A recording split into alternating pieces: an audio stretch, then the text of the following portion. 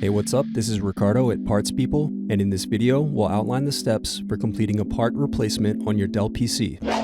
Visit our website and use this coupon for a 5% off discount.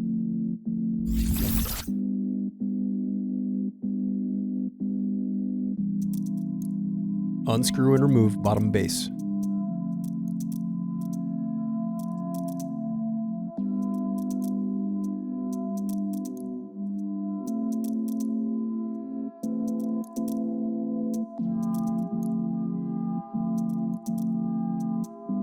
Now unscrew and disconnect battery.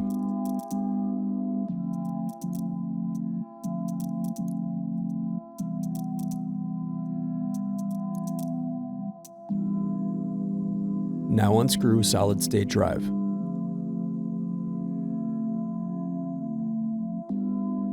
Thanks for watching. Don't forget to like and subscribe if you enjoyed this video. And if you need more, check out this playlist to watch other tutorials for your laptop. You can also click here to find parts for your laptop at partspeople.com.